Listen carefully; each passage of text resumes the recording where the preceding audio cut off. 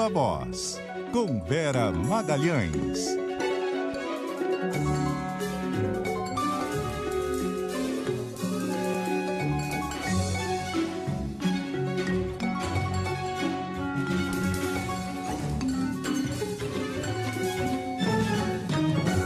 Viva Voz, Vera Magalhães, boa noite, tudo bem?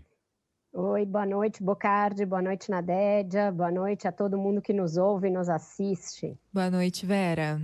Só porque eu falei que era rádio, não dava para desenhar aqui num comentário meio estranho que recebemos, você resolveu trazer o desenho, então pelo YouTube você tem Vera Magalhães e o seu quadro. E um quadro branco. Esse quadro não é meu, tá? É da Bia Mendes, a nossa diretora aqui do Departamento de Divulgação da TV Cultura, cuja sala eu acabei me apropriando para fazer o Viva Voz. Ótimo, bom demais. Semana aí de esforço concentrado, então, no Congresso para a votação da parte 2 da PEC, é isso? É isso, Bocardi. Os deputados votam a partir de amanhã a parte 2 da PEC. Ela acabou sendo apensada uma outra proposta de emenda à Constituição que já corria na Câmara, e existe um certo clima de desconfiança ali da parte, principalmente dos senadores, se os deputados vão ou não respeitar as mudanças feitas no Senado. E uma das mudanças consideradas mais salutares que os senadores fizeram foi justamente de condicionar aquele espaço fiscal criado na PEC ao uso apenas para programas sociais e da área de seguridade. Então, com isso, com a possibilidade de os deputados ou atrasarem essa votação ou deixarem isso sem votar esse ano, ou mexerem no texto que saiu do Senado, obrigando a que ele volte para o próprio Senado. Então, são vários cenários vislumbrados aí de possibilidade dos deputados darem mais ou menos uma gambiarra naquilo que os senadores fizeram para melhorar uma PEC que era muito ruim, continuou muito ruim depois das mudanças feitas no Senado, mas pelo menos nesse aspecto houve uma tentativa de evitar que o espaço fiscal fosse usado para gastos eleitoreiros, para emendas, para outras medidas que comprometessem mais lá na frente o ajuste das contas públicas. Então, olho grande ali, olho posto na Câmara dos Deputados para ver o que eles vão aprontar nessa votação a partir de amanhã. Vera, outro destaque, está chegando a hora aí de ter uma vaga aberta no Tribunal de Contas da União, né? Quem é que está querendo vencer aí essa indicação? É isso, Nadédia. O esforço concentrado dessa semana inclui também uma série de indicações para cargos que estão vagos, para embaixadas, para outros postos, para agências, etc. E uma das vagas é essa vaga no Tribunal de Contas da União.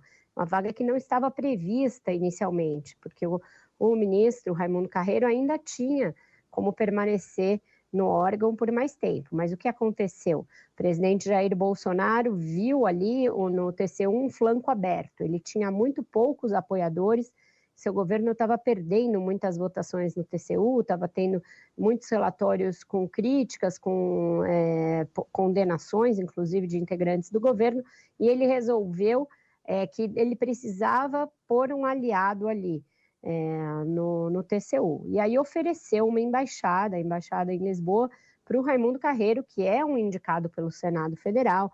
Ele já foi diretor do Senado por muitos e muitos anos, era na origem muito ligado ao Antônio Carlos Magalhães, muito ligado ao José Sarney, depois também teve uma ligação muito profunda com o Renan Calheiros, e o próprio Renan foi quem atrasou essa troca das cadeiras no TCU, justamente para evitar que a vaga do Carreiro, que é um aliado dele, fosse para um aliado do Bolsonaro, ele que é super oposição ao governo. Então, esse foi o impasse colocado em torno dessa vaga. Primeiro, o governo Bolsonaro fez um aceno ao senador Antônio Anastasia, de que poderia ir para ele essa vaga. Apesar de Anastasia não ser um bolsonarista, era alguém que era visto como um voto mais previsível ali no TCU. Só que outros 2 senadores acabaram entrando na disputa. Um deles, um governista de 4 costados, que é o senador Fernando Bezerra Coelho, que é o líder do governo Bolsonaro no Senado. E a outra, a senadora Cátia Abreu, que vinha de uma postura bastante arraigada contra o governo, muito crítica, principalmente em questão de política externa. Ela praticamente escorraçou o Ernesto Araújo do Itamaraty, a gente se lembra disso. E agora, nos últimos tempos, deu uma leve moderada nesse discurso, deixou de atacar tão diretamente o governo nas suas manifestações, deixou de frequentar a CPI da Covid, ela chegou a ter no início ali uma atuação mais destacada na CPI da Covid. Então, a disputa vai se dar entre esses 3 senadores, são 3 pesos pesados do Senado, não são senadores com pouca inserção dentro da casa, cada um deles tem um grupo de senadores muito próximos. A Anastasia, por exemplo, tem um apoio não declarado, mas muito presente ali nos bastidores, do presidente da casa, Rodrigo Pacheco. Não só pelo fato dos dois serem do PSD e serem mineiros, mas também pelo fato de que o Antônio Anastasia tem como suplente um dos políticos mais ligados ao Rodrigo Pacheco, que é o Alexandre Silveira. Então, tem todo o interesse do Pacheco de que a Anastasia vença essa disputa. E no PMDB, que é o partido no MDB, que é o partido do Fernando Bezerra Coelho, tem uma certa divisão, porque a Cátia Abreu já foi MDBista, hoje ela está no PP, mas ela já esteve no MDB, e ela pode dividir esses votos. O próprio Renan está fazendo campanha para que seja ela escolhida. Então, a coisa está ali muito incerta, o governo Bolsonaro fazendo campanha de um lado, Renan de outro e Rodrigo Pacheco de outro. Então, os 3, além de serem senadores com muita inserção, têm cabos eleitorais que são pesos pesados dentro da casa.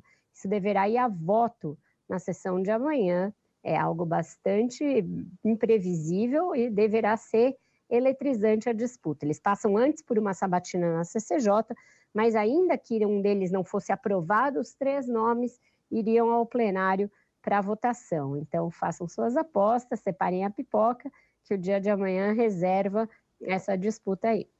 Ô Vera, antes de a gente seguir ainda nessa conversa aí sobre mudanças, cargos, partidos e tal, vamos rapidinho com a Isa Staciarini em Brasília, porque a Anvisa acabou de trazer a determinação sobre a questão do passaporte da vacina. Diga, Isa.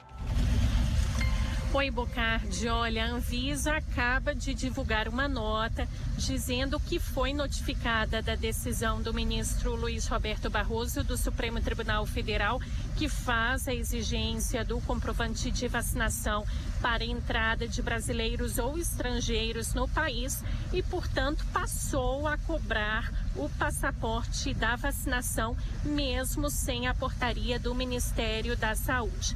A Anvisa diz que a decisão teve efeito imediato, a decisão do ministro Luiz Roberto Barroso, e por isso exigiu da agência a realização de avaliações pontuais, especialmente em relação aos passageiros que já estavam em trânsito ou no deslocamento no momento em que a decisão foi emitida. Por isso, a Anvisa começou a cobrar o comprovante de vacinação ao mesmo tempo em que faz as avaliações pontuais para os casos em que os viajantes possam ser prejudicados pela mudança de regra entre o período de seu embarque e da sua chegada ao Brasil. E também a nota informa que a cobrança e orientação aos viajantes está sendo implementada já ao longo de hoje em todos os aeroportos com chegadas de voos internacionais e que a agência aguarda a edição da portaria interministerial com detalhamento das regras para a entrada de viajantes ao Brasil. Inclusive, Bocardi, eu estava no aeroporto internacional aqui de Brasília e conversei com 2 pessoas que chegaram de Lisboa. Um casal, ele veio da Holanda, passou por Lisboa para chegar aqui ao Brasil. De Holanda para Lisboa foi exigido desse casal tanto o teste RT-PCR com 72 horas, quanto o comprovante de vacinação. E um outro empresário com quem eu conversei estava na França, passou por Lisboa para chegar aqui até a capital federal e também dele foi exigido tanto o teste RT-PCR com 72 horas de antecedência, quanto o comprovante de vacinação. Portanto, 2 relatos aí que vão ao encontro já dessa exigência feita pela Anvisa, Bocardi. Obrigado, Isa Staciarini, na verdade com a determinação anterior, né? Porque pediu o passaporte e daí a pessoa ela ia vir de qualquer jeito. Se ela não tivesse, teria que fazer quarentena. Agora, nesse caso, ela não vai poder embarcar se ela não tiver vacina. É isso que muda e daí resta, então, comunicar aí todas as companhias aéreas que vão ser responsáveis por essa triagem, assim como outras companhias fazem no Brasil para quem vai para fora daqui. Valeu, Isa Staciarini, 6h13 agora. Bom, a gente estava falando com a Vera Magalhães sobre a situação lá do TCU, estava falando do Senado. Tem outra notícia do dia no Senado, que é a ida do senador Fabiano Contarato da Rede para o PT, terminando uma grande curva que ele fez aí de partidos, né, Vera? Eu sou de Vitória, lembro muito do senador Fabiano Contarato quando era delegado, quando era da área de trânsito por lá. E ele começou a carreira política no PR, hoje PL, foi do PSDB, agora está no PT, né? Foi da Rede, né? E agora foi para o PT, exatamente, Nadédia. O senador Fabiano tem tido no Senado um posicionamento bem progressista, alinhado a essas pautas progressistas, mais à esquerda. Portanto, Rede e PT são partidos que abrangem o espectro ideológico ali da atuação que ele vem tendo. O que aconteceu e que foi determinante para essa mudança dele de partido foi o fato de que o ex-presidente Lula cortejou muito o senador Contarato, porque ele chegou ao Senado com muita força, é alguém que tem uma oratória muito marcante, ganhou espaço nas discussões técnicas, nas comissões, ganhou espaço também na CPI da Covid, e com isso passou a ser um nome de interesse do PT. O PT já foi forte no Espírito Santo, já teve inclusive o governo do estado com Vitor Buarque, depois passou por um período ali sem tanta força, teve a prefeitura de Vitória também, passou por um período sem tanta força, e lá no estado com uma certa rusga, briga com o PSB, do atual governador Renato Casagrande, nem sempre estiveram juntos. Então agora o PT passa a ter um nome com uma boa visibilidade, que é o senador Fabiano Contarato, que não descarta a possibilidade de disputar o governo do estado no ano que vem. Então, de alguma maneira, esse movimento do PT para atrair o senador Contarato para as hostes do partido pode causar um ruído na ideia geral de o PT e o PSB estarem juntos numa aliança nacional. O governador Renato Casagrande é candidato à reeleição e ele esperava contar com o apoio do PT agora que os dois partidos estão discutindo uma grande aliança nacional. Então, de agora em diante, quando for oficializada a ida do senador Fabiano Contarato para o PT, deverá ter início uma conversa para que ele não seja candidato, para dissuadi-lo de ser candidato ao governo do estado e para que apoie o Casagrande, que esteja nessa chapa. Ele tem mais 4 anos de mandato, o mandato de senador da República é de 8 anos, então isso pode ajudar no convencimento, um acordo para que ele seja o sucessor do Casagrande, por exemplo, em 2026, em vez de disputar contra ele agora. Então vamos ver os desdobramentos disso, mas o fato do dia é o PT ampliando a sua bancada no Senado, com um senador de bastante destaque, muito ativo, muito presente ali nas discussões, ele que trouxe a discussão sobre homofobia, foi o primeiro senador a se declarar homossexual, ele tem uma família, um filho e tudo mais, então ele trouxe essa discussão de uma maneira muito forte, muito corajosa também para o Senado, e agora mudando de partido, então isso deve dar uma mexida no jogo lá na disputa eleitoral no Espírito Santo. Seguimos com o Viva Voz. E aí, mudando de assunto agora. Tem essa história da agressão, né, Vera? Lá no sul da Bahia. Mais cedo até falei um pouco aqui sobre esse timing do governo. A gente tem municípios, tanto do estadual quanto do federal, todo mundo. Tem municípios aí em estado de calamidade desde novembro e a concentração do governo federal só agora, nesse final de semana. E aí no desembarque lá, o presidente Jair Bolsonaro com seus seguranças, os seguranças agredindo jornalistas e todo mundo chocado com isso, que é mais uma vez, de novo, a gente não tem nenhuma manifestação da Procuradoria-Geral da República, ninguém, o pessoal faz de conta que é tudo normal. Exato. E assim seguimos. Eu acompanhei no fim de semana o agravamento do quadro nessas cidades que foram alvo das fortes chuvas. Bocardi, eu vi você também no plantão, aí lá na TV, falando muito sobre isso, e o Bolsonaro resolveu ir às áreas atingidas. Primeiro fez um sobrevoo, depois pousou em algumas cidades atingidas pelas chuvas, e no desembarque em uma delas, na Bahia, as equipes de 2 TVs foram agredidas pelos seguranças da Presidência da República e também por apoiadores locais do presidente. Uma repórter chegou a ser segurada por um segurança que lhe deu uma chave de braço, e outra equipe de outra TV teve os seus equipamentos ali danificados por empurra-empurra.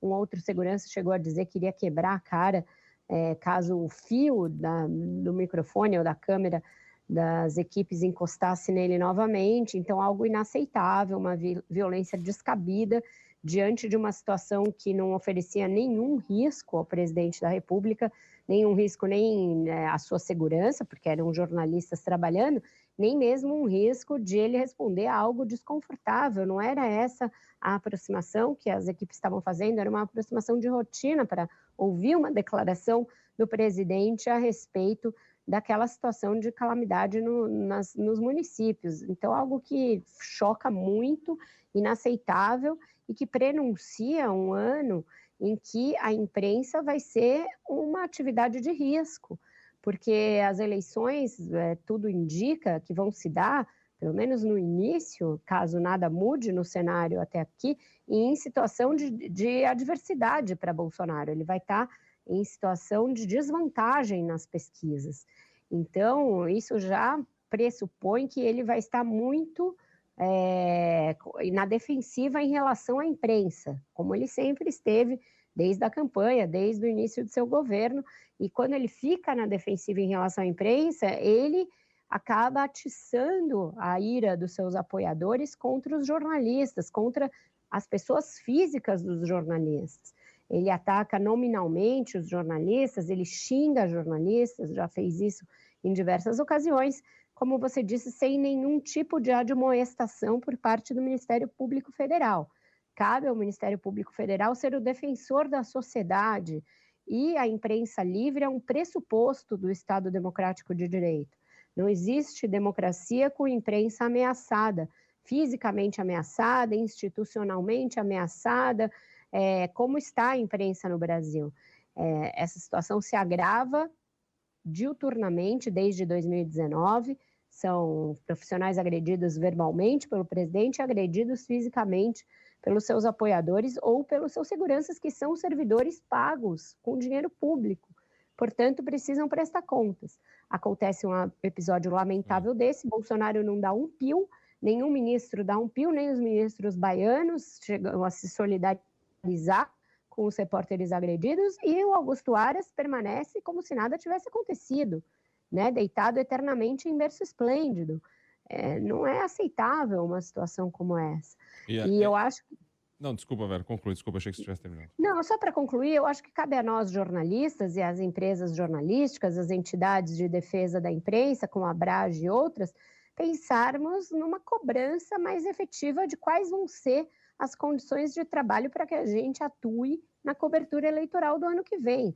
Porque isso também é um pressuposto democrático, que essa cobertura se dê num clima de normalidade, que não haja nenhuma ameaça ao trabalho jornalístico e que a gente possa perguntar coisas inconvenientes, ter acesso ao presidente para questioná-lo sobre o seu governo, sobre os seus planos para um futuro governo, e nessas condições que estão dadas, isso não vai ser possível. E isso traz prejuízos enormes, não só para a imprensa, mas para a sociedade, que não vai ser informada da maneira correta. É isso aí, tá respondendo aqui quem escreve com o DDD 11, número 960, enfim. Os jornalistas são tão santinhos, pô... Qual é o questionamento, né, nesse caso? A afirmação vem do quê? Vera tá respondendo aí. É só responder as perguntas. Simples assim. Não precisa gostar do jornalista, lógico. Exato. Agora, e aí é muito grave mesmo, porque é o segurança, né? O segurança, ele não pode ser partidarizado, ele não pode ser contaminado pelo pensamento, seja qual for, entendeu? Contaminado não no sentido pejorativo, ele não pode ser influenciado pelo pensamento. Ele é um segurança e está ali para organizar, para proteger contra qualquer coisa a autoridade do país, e não para poder ficar fazendo o que fizeram com jornalistas. Não tem o menor sentido realmente isso. E aí, trazendo um problema menor, eu estava observando as imagens, não vi ninguém falando sobre isso. O mundo do faz de conta, né? É importante isso, me chamou a atenção. É claro que é bem menor, mas demonstra um pouco, assim, para que essas pessoas estão ali ou foram para lá. Uma imagem do helicóptero, não sei se vocês viram, chamou a atenção de vocês. Sentado ao lado o presidente Jair Bolsonaro, o ministro João Roma, o ministro Rogério Marinho e lá no fundo o ministro Marcelo Queiroga fazendo um sobrevoo sobre a região alagada.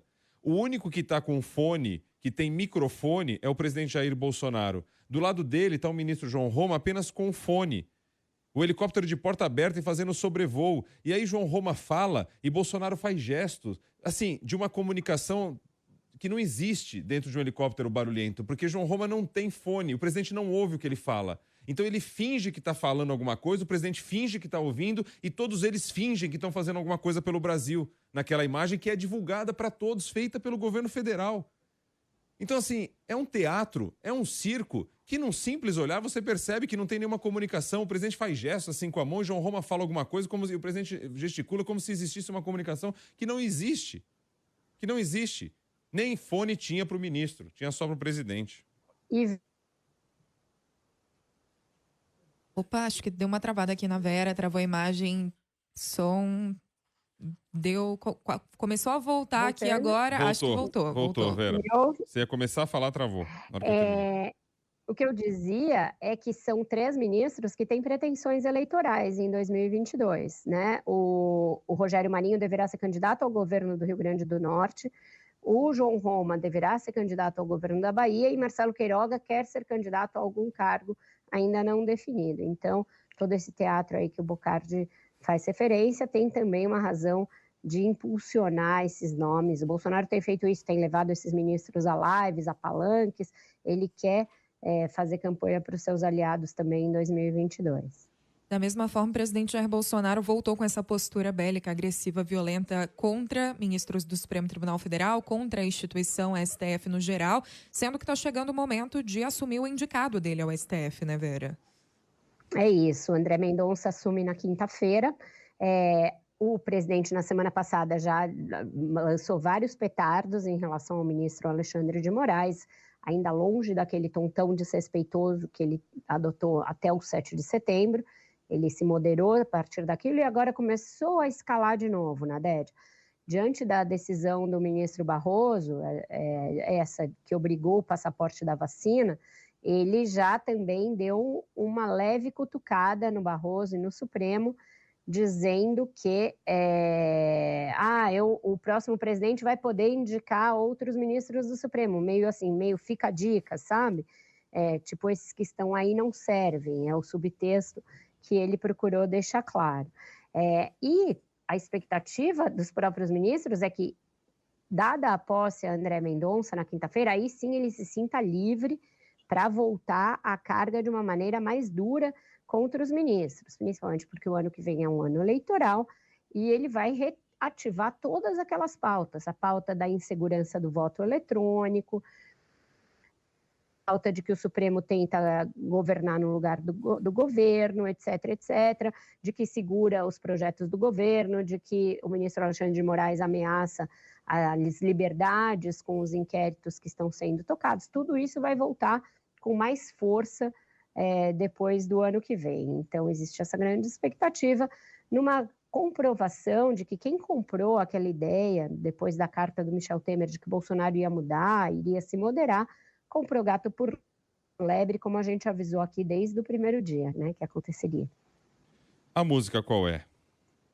A música é exatamente a respeito dessa balbúrdia que a gente viu de seguranças batendo em jornalistas, algo que não é aceitável. Então, às vezes, quem tem de manter a ordem é que acaba criando desordem, Bocardi.